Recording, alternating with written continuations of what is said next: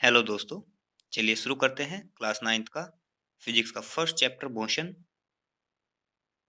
अब हम ये देखेंगे कि हमें ये विषय क्यों पढ़ना चाहिए, यानी इस विषय को पढ़ने का हमें क्या लाभ है। जो पहला कारण है वह ये है कि हम इससे हवा की गति माप सकते हैं।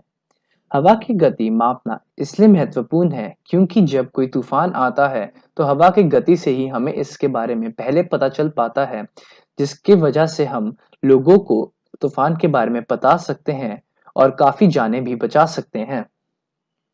जो दूसरा कारण है वह ये है कि जटिल गति में चलने वाले वस्तुओं के बारे में भी हमें इससे काफी जानकारी मिलती है। तीसरा कारण धरती की चाल के बारे में भी हमें सीखने को मिलता है। और जो अंतिम कारण है वह ये है कि गाड़ियों की गति भी मापना हमें आता है इससे। अब आप सबको गाड़ियां तो बहुत ही अच्छी लगती होंगी, तो फिर हम जब ये बात करते हैं कि ये गाड़ी 1 से 60 किलोमीटर पर आवर की गति में कितनी जल्दी पहुंच सकती है, ये भी हम इस विषय से सीखते हैं। हम किसी वस्तु की स्थिति को एक निर्देश बिंदु निर्धारित कर व्यक्त करते हैं। आइए हम इसे एक उदाहरण के द्वारा समझें। माना किसी गांव में एक स्कूल रेलवे स्टेशन से 2 किलोमीटर उत्तर दिशा में है। हमने स्कूल की स्थिति को रेलवे स्टेशन के सापेक्ष निर्धारित किया है। इस उदाहरण में रेलवे स्टेशन निर्देश बिंदु है। हम दूसरे निर्देश बिंदु को का भी अपनी सुविधानुसार चयन कर सकते हैं। इसलिए किसी वस्तु की स्थिति को बनाने के लिए हमें एक निर्देश बिंदु की आवश्यकता होती है, जिसे मूल बिंदु कहा जाता है। अब हम सरल रेखीय गति के बारे में पढ़ेंगे। गति का सबसे साधारण प्रकार सरल रेखीय गति है। हमें सबसे पहले एक उदाहरण के द्वारा इसे व्यक्त करना सीखना होगा। माना कोई वस्तु सरल रेखीय पथ पर गतिमान है। वस्तु अपनी गति बिंदु O से प्रारंभ करती है, जिसे निर्देश बिंदु माना जा सकता है, जैसे कि इस चित्र में दिखाया गया है। माना कि भिन्न भिन्न क्षणों में A, B और C वस्तु की स्थितियों को प्रदर्शित करते हैं। पहले ये C और B से गुजरती है तथा A पर पहुंचती है। इसके पश्चात ये उस पथ पर लौटती है और B से गुजरते हुए C तक पहुंचती है। वस्तु के द्वारा तय किए गए कुल दूरी OA प्लस AC है, अर्थात 60 प्लस 35 किलोमीटर यानी 95 किलोमीटर है। यह वस्तु के द्वारा तय की गई दूरी है। किसी वस्तु की दूरी को निर्धारित करने के लिए हमें केवल अंकीय मान की आवश्यकता होती है, न कि गति की दिशा की। कुछ ऐसी राशियां होती हैं जिन्हें केवल उनके अंकीय मान द्वारा व्यक्त किया जा सकता है। किसी भौतिक राशि का अंकीय मान उसका परिमाण है। इस उदाहरण के द्वारा क्या आप वस्तु के प्रारंभिक स्थिति O से उसकी अंतिम स्थिति C तक की दूरी ज्ञात कर सकते हैं?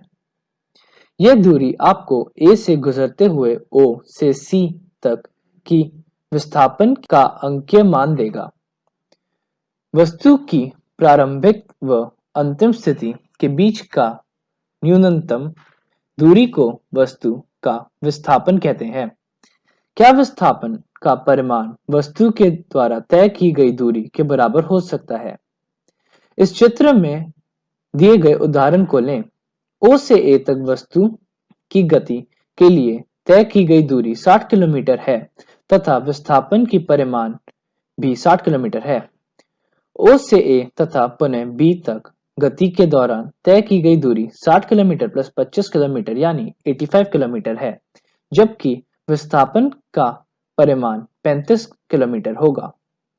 इसलिए विस्थापन का परिमाण तय की गई दूरी के बराबर नहीं होगा। पुनः हम देखेंगे कि गति के दौरान विस्थापन का परिमाण शून्य हो सकता है, परंतु तय की गई दूरी शून्य नहीं होगी। यदि हम मान लेते हैं कि वस्तु गति करते हुए पुनः O तक जाती है, तो प्रारंभिक स्थिति और अंतिम स्थिति आपस में मिल जाती है, अतः विस्थापन शून्य है।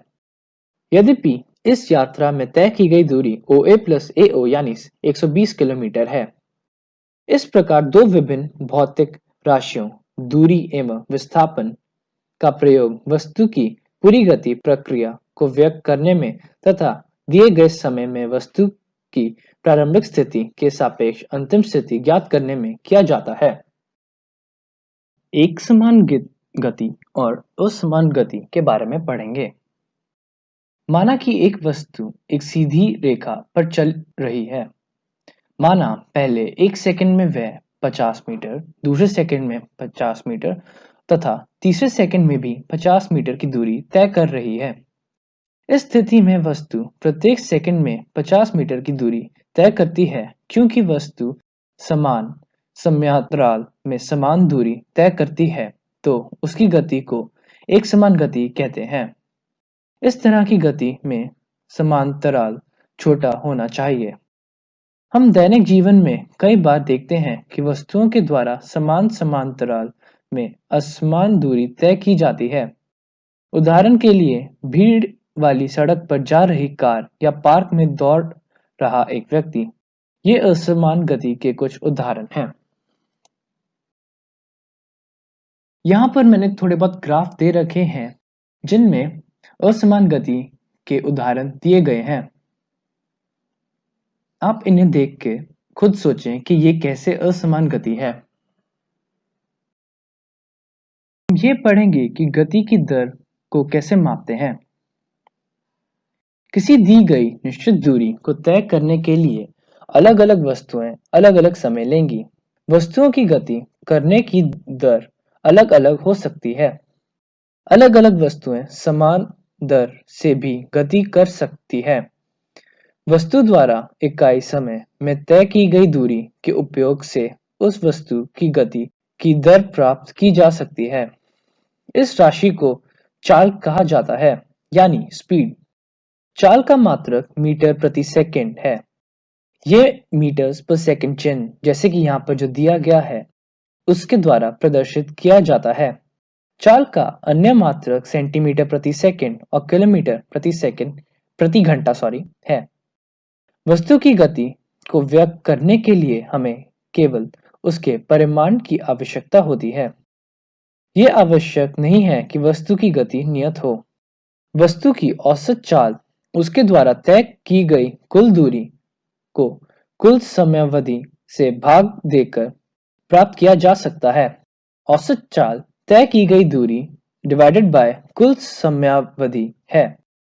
यदि एक वस्तु t समय में s दूरी तय करती है तो उसकी चाल v is equal to s by t। आइए इसे उदाहरण के द्वारा समझेंगे। एक कार 2 घंटे में 100 किलोमीटर की दूरी तय करती है। इसकी औसत चाल 50 किलोमीटर प्रति घंटा है। कार पूरे समय 50 किलोमीटर की चाल से नहीं चली होगी। कुछ समय ये इससे अधिक तो कुछ समय इससे कम चाल से चली होगी। 7 चाल किसी वस्तु की गति की दर और भी अधिक व्यापक हो सकती है अगर हम उसकी चाल के साथ साथ दिशा को भी व्यक्त करें। वह राशि जो इन दोनों पक्षों को व्यक्त करती है उसे वेग यानी वेलोसिटी कहा जाता है। अतः एक निश्चित दिशा में चाल को वेग कहते हैं। किसी वस्तु का वेग समान या असमान हो सकता है। यह वस्तु की चाल, गति की दिशा या दोनों के परिवर्तन के साथ परिवर्तित हो सकती है। जब एक वस्तु सीधी रेखा में बदलती हुई चाल के साथ गति कर रही है तो हम इसके गति की दर के परिमाण को औसत वेग के द्वारा व्यक्त कर सकते हैं। इसकी गणना औसत चाल की गणना के समान ही होती है।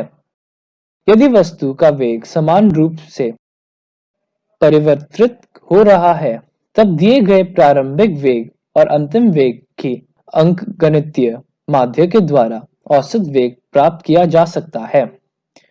औसत वेग प्रारंभिक वेग प्लस अंतिम वेग डिवाइड बाय 2 होता है। चाल तथा वेग दोनों का मात्रक समान होता है अर्थात मीटर्स पर सेकंड होता है। अब हम वेग में परिवर्तन की दर के बारे में पढ़ेंगे। किसी वस्तु की एक समान सरल रेखीय गति के दौरान समय के साथ वेग नियत रहता है। इस अवस्था में किसी भी समांतराल में वस्तु के वेग में परिवर्तन शून्य है। यद्यपि असमान गति में वेग समय के साथ परिवर्तित होता है। इसका मान विभिन्न समयों पर एवं विभिन्न बिंदुओं पर भिन्न-भिन्न होता है। इस प्रकार किसी भी समांतराल पर वस्तु के वेग में परिवर्तन शून्य नहीं होता है। क्या अब हम वस्तु के वेग में परिवर्तन को व्यक्त कर सकते हैं? इस तरह के प्रश्नों का उत्तर देने के लिए हमें एक अन्य भौतिक राशि त्वरण यानी एक्सेलरेशन के बारे में जानना होगा, जो कि एक वस्तु के प्रति इकाई समय में वेग परिवर्तन का माप है। अर्थात त्वरण वेग में परिवर्तन का भाग लिया गया समय से होता है। यदि एक वस्तु का वेग प्रारंभिक वेग u से t समय में बदलकर v हो जाता है, तो त्वरण निम्न होगा: a is equal to v minus u by t, जहाँ a त्वरण है। इस प्रकार की गति को त्वरित गति कहा जाता है, यानी एक्सेलरेटेड गति कहा जाता है। यदि त्वरण वेग की दिशा में हो तो इसे धनात्मक लिया जाता है तथा यदि यह वेग के विपरीत दिशा में हो तो ऋणात्मक लिया जाता है। त्वरण का मात्रक मीटर पर सेकंड स्क्वायर होता है। यहाँ पर कुछ त्वरण के ऐसे उदाहरण हैं जिसमें जो गति है वह समय के साथ बदलती रहती है। गति का ग्राफीय प्रदर्शन। कई घटनाओं के बारे में मूल जानकारी सुविधाजनक विधि से ग्राफ द्वारा प्रदर्शित की जा सकती है। उदाहरण के लिए, किसी एक दिवसीय क्रिकेट मैच के प्रसारण में किसी टीम द्वारा प्रत्येक ओवर में बनाए गए रन बार ग्राफ से दिखाए जा सकते हैं।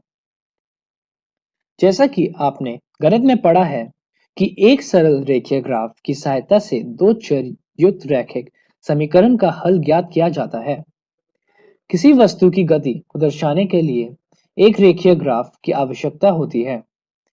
इस स्थिति में रेखा ग्राफ किसी एक भौतिक राशि पर निर्भरता को दर्शाता है, जैसे दूरी या वेग का दूसरी राशि जैसे समय पर।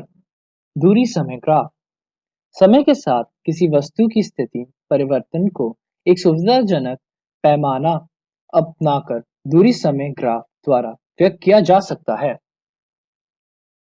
इस ग्राफ में समय को x अक्ष और दूरी को y अक्ष पर प्रदर्शित किया जाता है। ग्राफ का OB भाग यह दर्शाता है कि दूरी एक समान दर से बढ़ रही है।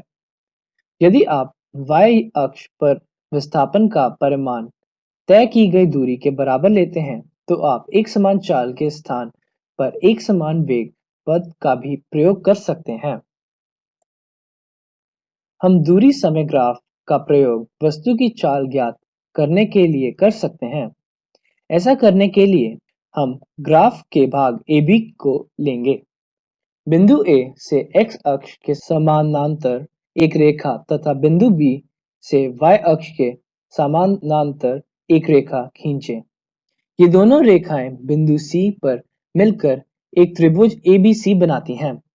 अब ग्राफ पर AC समांतराल T2 माइनस T1 को बताता है, जबकि BC दूरी S2 माइनस S1 को बताती है।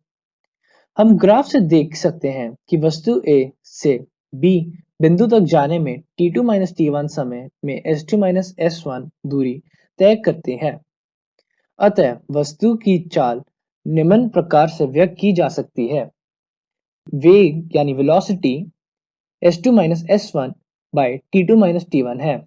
कार की गति के लिए दूरी समय ग्राफ जो नीचे दिया गया है वह इस्तेमाल होता है। ध्यान दें कि इस ग्राफ की आकृति दूसरे ग्राफ से भिन्न है। इस ग्राफ की प्रकृति समय के साथ कार द्वारा तय की गई दूरी का आरेखीय परिवर्तन दर्शाता है।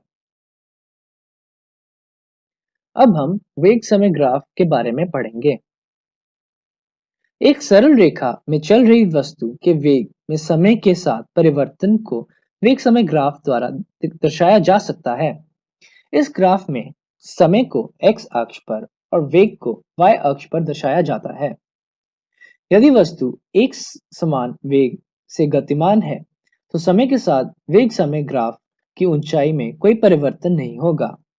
अब हमारे इस उदाहरण में वस्तु की गति यानी वेग 40 मीटर पर सेकंड है।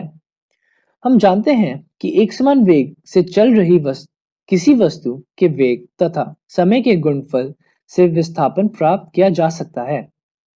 वेग समय ग्राफ तथा समय अक्ष के द्वारा घेरा गया क्षेत्र विस्थापन के परिमाण के बराबर होता है। इस चित्र में T1 और T2 समय के बीच कार द्वारा तय की गई दूरी को ज्ञात करने के लिए समय T1 व T2 के संगत बिंदुओं से ग्राफ पर लंबाई खींचनी होगी। 40 मीटर पर सेकंड के वेग को ऊंचाई AC या BD और समय T2 माइनस T1 का लंबाई AB से प्रदर्शित किया गया है। इसलिए समय T2 माइनस T1 में कार द्वारा तय की गई दूरी को इस प्रकार व्यक्त किया जा सकता है। अब यहाँ पर आप देखेंगे कि जो हमारा S है, यानी जो दूरी तय की गई है वह AC इंटू AD है, यानी 40 मीटर पर second into T2 minus T1 second, जो हमें 40 into T2 minus T1 metre देता है। यानी जो दूरी इस कार या इस वस्तु द्वारा तय की गई है T2 और T1 समय में, वह 40 इंटू T2 माइनस T1 है। और इस उदाहरण में अगर आप देखेंगे तो T2 हमारा 12 है और T1 हमारा 6 है, यानी T2 माइनस T1 6 है और इससे हमारी जो दूरी तय की गई है वह 240 मीटर आ जाती है। अब अंत में मैंने यही लिखा है कि जो तय की गई दूरी है वह चतुर्भुज ABDC का क्षेत्रफल होता है, जैसा कि अभी हमने देखा है। वेग समय ग्राफ के द्वारा हम एक समान रूप से त्वरित गति का अध्ययन भी कर सकते हैं। मान लें कि एक कार के इंजन को जांचने के लिए सीधे मार्ग पर चलाया जाता है। माना कि चालक के साथ बैठा एक व्यक्ति प्रत्येक 5 सेकंड के बाद कार के स्पीडोमीटर का पाठ्यांक लेता है। कार का वेग विभिन्न समयों पर मीटर पर सेकंड व किलोमीटर पर आवर से प्रदर्शित किया जा सकता है। इस स्थिति में कार की गति के लिए समय वेग ग्राफ चित्र जैसे पहला दिया गया है वैसा इस्तेमाल या उपयोग होता है। ग्राफ की प्रकृति यह बताती है कि समान समयांतराल में वेग में परिवर्तन समान रूप से होता है। इस प्रकार सभी एक समान त्वरित गतियों के लिए वेग समय ग्राफ सीधी रेखा है। आप कार के द्वारा तय की गई दूरी का वेग समय ग्राफ द्वारा प्राप्त कर सकते हैं। वेग समय ग्राफ का क्षेत्रफल दिए गए समयांतराल में कार द्वारा तय की गई दूरी को बताता है। बाकी दो चित्रों में आप ये देख सकते हैं कि वेग समय के साथ घटता है या वस्तु की वेग में असमान परिवर्तन भी है। ये दोनों चीजें इन दो ग्राफ से दर्शाई गई है। आप इन पर थोड़ा सा समय लगाकर इनको समझ भी सकते हैं। ग्राफीय विधि से गति के समीकरण। कोई वस्तु सीधी रेखा में एक समान त्वरण से चलती है तो एक निश्चित समांतराल में समीकरणों के द्वारा उसके वेग, गति के दौरान त्वरण व उसके द्वारा तय की गई दूरी में संबंध स्थापित करना संभव है, जिन्हें गति के समीकरण के नाम से जाना जाता है। इस प्रकार के तीन समीकरण निम्नलिखित हैं। पहला, v is equal to u plus at। दूसरा, s is equal to ut plus half at square। और तीसरा, 2as is equal to v square minus u square। यहाँ पर u वस्तु का प्रारंभिक वेग है जो कि t समय के लिए एक समान त्वरण a से चलती है, व v अंतिम वेग है तथा t समय में वस्तु के द्वारा तय की गई दूरी s है। जो पहला समीकरण है उसमें वेग एवं समय में संबंध व्यक्त करा है तथा दूसरे समीकरण में स्थिति और समय के बीच संबंध व्यक्त करा है। तीसरे समीकरण में वेग एवं स्थिति के बीच संबंध व्यक्त करा है। इन तीनों समीकरणों को ग्राफीय विधि से भी प्राप्त किया जा सकता है। वेग समय संबंध के लिए समीकरण यानी हमारा पहला समीकरण। कोई वस्तु जो कि एक समान त्वरण के साथ चलती है, उसके वेग समय ग्राफ को लें, जैसे कि हमने इस चित्र में दिखाया है। इस ग्राफ से आप देख सकते हैं कि वस्तु का प्रारंभिक वेग u है बिंदु A पर और यह t समय में बढ़कर v बिंदु B पर हो जाता है। वेग इस एक समान दर a के साथ परिवर्तित होता है। इस चित्र में बिंदु B से दो लंब BC एवं BE क्रमशः समय तथा वेग अक्षों पर खींचे गए हैं। प्रारंभिक वेग OA के द्वारा अंतिम वेग BC के द्वारा तथा समांतराल TOC के द्वारा प्रदर्शित किया गया है। BD BC minus CD समांतराल T में वेग में परिवर्तन को दर्शाता है। अब OC के समानांतर AD रेखा खींचे। ग्राफ में हम पाते हैं कि BC is equal to BD plus DC यानी BD plus OA, जिसे हम लिख पाते हैं V is equal to BD plus U क्योंकि BC V है और OA U होता है, जिससे हम ये लिख पाते हैं कि BD V minus U है। अब आगे जब हम देखते हैं तो त्वरण को हम ऐसे भी व्यक्त कर सकते हैं जैसे BD by AD यानी BD by OC, क्योंकि त्वरण A वेग में परिवर्तन by लिया गया समय होता है। OC हमारा टाइम यानी समय या T है, जिससे हमारा A BD by T हो जाता है और जिससे BD AT हो जाता है। इसे हम अगर ऊपर दिए गए समीकरण में डालें तो हमें V is equal to U plus AT यानी हमारा पहला समीकरण मिल जाता है। समय स्थिति संबंध के लिए समीकरण। मान लें कि वस्तु ने एक समान त्वरण A से T समय में S दूरी तय की। दिए गए चित्र में वस्तु के द्वारा तय की गई दूरी वेग समय ग्राफ AB के नीचे घिरे क्षेत्र OABC BC द्वारा प्राप्त की जाती है। इस प्रकार वस्तु के द्वारा तय की गई दूरी S निम्न प्रकार व्यक्त की जाती है। S OABC का क्षेत्रफल होता है, यानी आयत OADC का क्षेत्रफल में त्रिभुज ABD का क्षेत्रफल जोड़ करके हमें मिलता है, जिसे हम OA into OC plus half into AD into BD भी लिख सकते हैं। अब OA हमारा यहाँ पर U होता है, OC AD के बराबर होता है और T होता है और BD AT होता है। अब इसको जब हम समीकरण में डालते हैं तब हमें S is equal to UT plus half AT square यानी हमारा पहला समीकरण मिल जाता है। वेग स्थिति संबंध के लिए समीकरण। दिए गए चित्र में प्रदर्शित वेग समय ग्राफ से वस्तु के द्वारा एक समान त्वरण A से T समय में तय की गई दूरी S को ग्राफ के नीचे समलंब चतुर्भुज OABC द्वारा घेरे गए क्षेत्रफल द्वारा प्रदर्शित किया गया है, अर्थात S समलंब OABC का क्षेत्रफल है, जिसे OA plus BC into OC by 2 भी लिख सकते हैं। OA यहाँ पर U है, BC V है और OC T है, और जब हम इसको इस समीकरण में रखते हैं तब हमें यह मिलता है, जिसे हम अपनी पहला समीकरण लिख देते हैं। अब वेग समय संबंध से हम पाते हैं कि T V minus U by A भी होता है। अब हम जब T का माप पहले समीकरण में रखते हैं या डालते हैं तब हमें यह इक्वेशन प्राप्त होती है। आप थोड़ा सा समय इनको एक बार दोबारा से देखने में लगाएं, इनसे ही हम आगे प्रश्नों के उत्तर ढूंढेंगे।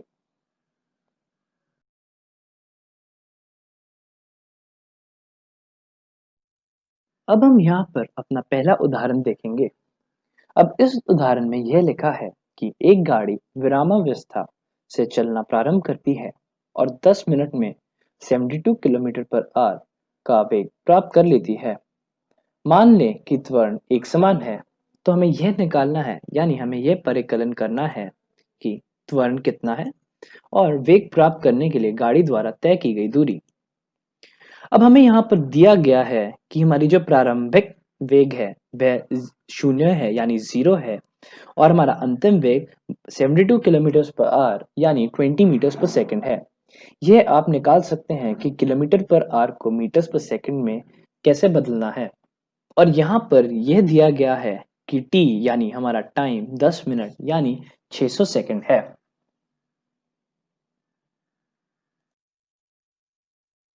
अब दी गई जानकारी से हम त्वरण निकाल सकते हैं। अब त्वरण हमारे पहले गति के समीकरण से v minus you by T होता है यानी 20 मीटर पर सेकंड जो हमारा वेग आता है माइनस 0 मीटर पर सेकंड बाय 600 सेकंड, जिससे हमारा त्वरण 1/30 मीटर पर सेकंड आ जाता है। अब अगर हम यहाँ पर दूसरे गति के समीकरण का उपयोग करें तो हमें ये पता चलता है कि दूरी यानी s ut plus half A T square के बराबर होती है। यहाँ पर हम तीसरा समीकरण भी इस्तेमाल कर सकते हैं। यह आपकी सुविधा के ऊपर निर्भर करता है कि आप कौन सी समीकरण का उपयोग करना चाहेंगे। अब यहाँ पर जो हमारा s है वह 0 into 600 plus half into 1/30 into 600 है, क्योंकि हमारा जो समय यानी t है वह 600 है और हमारा प्रारंभिक वेग u यानी 0 है और हमारा त्वरण जो हमने ऊपर निकाला है वह 1/30 मीटर पर सेकंड स्क्वायर है। तो ऐसे हमारा जो दूरी है वह 600 मीटर यानी 6000 मीटर यानी 6 किलोमीटर आ जाती है। एक बार आप ये देख लें कि हमने इस प्रश्न का उत्तर कैसे निकाला, क्योंकि इन तरीकों को जानने से ही आप आगे के प्रश्नों के उत्तर भी आसानी से निकाल पाएंगे।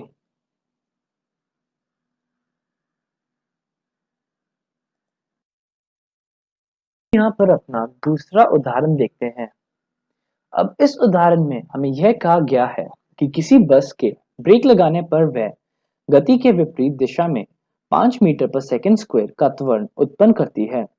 यदि बस ब्रेक लगाए जाने के बाद रुकने में 2 सेकंड का समय लेती है तो उतने समय में तय की गई दूरी का गणना करें। अब यहाँ पर हमें यह दिया गया है कि हमारा जो त्वरण यानी a है वह 5 मीटर पर सेकंड स्क्वायर है। अब आप ये देखेंगे कि हमने यहाँ पर 5 मीटर पर सेकंड स्क्वायर को नेगेटिव लिया है, यानी हमने उसे शून्य से कम लिया है।